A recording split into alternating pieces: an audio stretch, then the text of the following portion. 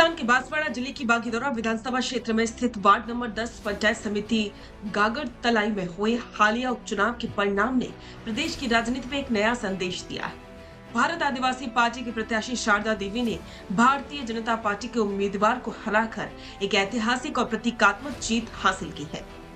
इस जीत को केवल एक उपचुनाव का परिणाम मानना भूल हो गई, क्योंकि ये परिणाम बागीदौरा की जनता की चेतना, आक्रोश और आत्मसम्मान का स्पष्ट संदेश है।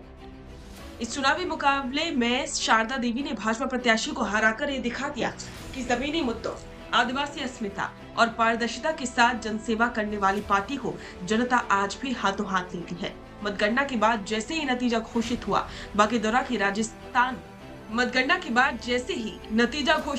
बागीदौरा की राजनीतिक गलियारों में हलचल मच गई।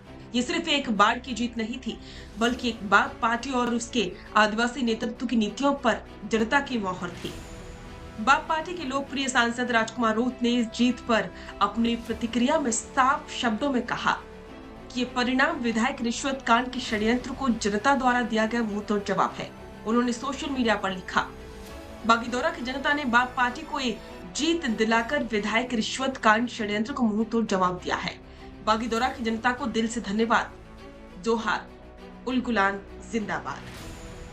उनका ये बयान सीधे सीधे उस घटनाक्रम की ओर इशारा करता है जिसमें कथित तौर पर बाप पार्टी के निर्वाचित प्रतिनिधियों को खरीदने का कमजोर करने की साजिश की गई थी। राजकुमार रोत की टिप्पणी केवल एक राजनीतिक प्रतिक्रिया नहीं है, बल्कि एक जन भावना की गूंज है जिसे नजरअंदाज नहीं किया जा सकता है। अब सवाल है कि उलगुलान का संदेश क्या दिया रोत? उलगुलान का अर्थ होता है विद्रोह या जन क्रांति। ये शब्द झारखंड के महान आदिवासी स्वतंत्रता सेनानी बिरसा मुंडा के आंदोलन से जुड़ा हुआ है। जब राजकुमार रोत इस शब्द का उपयोग करते हैं तो ये केवल चुनावी जीत की खुशी नहीं जता रहे, बल्कि एक व्यापक सामाजिक राजनीतिक क्रांति की बात कर रहे हैं। ये एक संकेत है कि आदिवासी समाज अपने हक, अधिकार और आत्मसम्मान को लेकर पहले से अधिक सजग और संगठित हो रहा है। बागीदौरा जैसे आदिवासी बहुल क्षेत्र में राजनीतिक दलों की असल परीक्षा उनके जमीनी कार्यों से होती है। जनता वादों की राजनीति से उब चुकी है और वो उन नेताओं और दलों को चुन रही है जो उनके साथ खड़े होते। बाप पार्टी ने जिस प्रकार शिक्षा, स्वास्थ्य, वनाधिकार और पारदर्शिता के मुद्दे को अपने एजेंडे में रखा है, उसी का नतीजा ये ऐतिहासिक जीत है।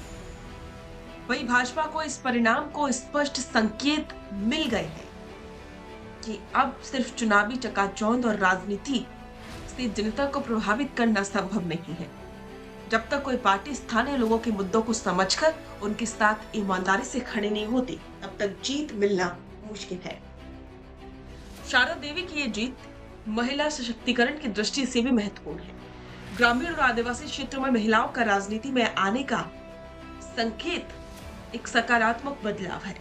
इससे ये भी सिद्ध होता है कि बाप पार्टी महिला नेतृत्व को भी महत्व देती है और जिन्हें जिम्मेदारी देने में संकोच नहीं करती। इस उपचुनाव से यह भी स्पष्ट हो चुका है कि अब जनता जागरूक है और इसके साथ साथ किसी भी प्रकार की जबरदस्ती, प्रलोभन या दबाव में आकर वोट नहीं देगी। रिश्वत, भ्रष्टाचार और राजनीतिक सौदेबाजी के खिलाफ जनता ने अब अपनी आवाज बुलंद कर दी। ये चुनाव परिणाम भविष्य की राजनीति को एक नई दिशा देने वाला साबित हो सकता है।